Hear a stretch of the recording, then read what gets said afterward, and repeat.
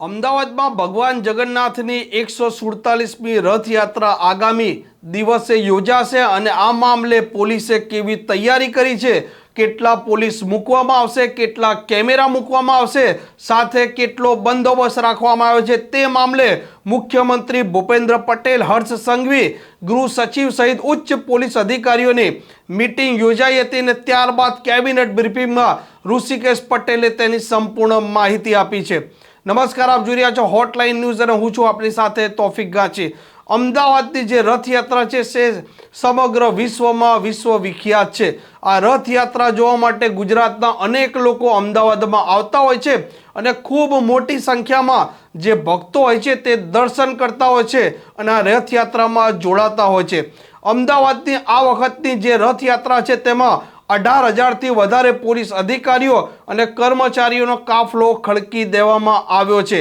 CCTV surveillance છે તે પણ ચારે બાજુથી સમગ્ર રથયાત્રા છે તેની તકેદારી રાખશે અને વિડીયો રેકોર્ડિંગ કરશે। જે ભયજનક મકાનો છે ત્યાં આસપાસ કોઈને નુકસાન ન થાય તે માટેની પણ વ્યવસ્થા રાખી દેવામાં આવી છે।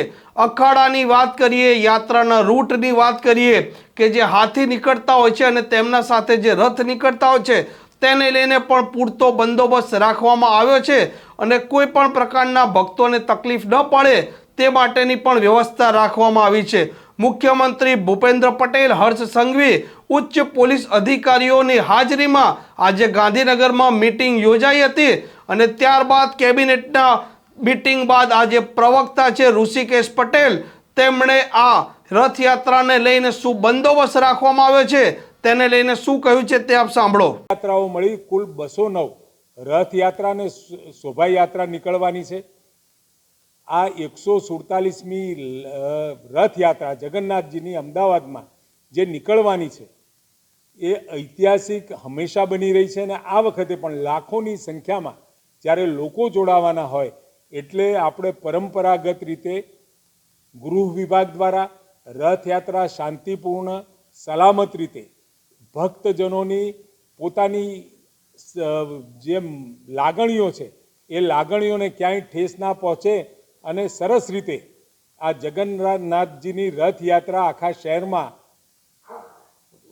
એના રૂટ પ્રમાણે ફરી અને નીચ મંદિરે પાછી ફરે ત્યાં સુધીની તમામ વ્યવસ્થાઓ ગૃહ વિભાગ દ્વારા એ કરવામાં આવી છે।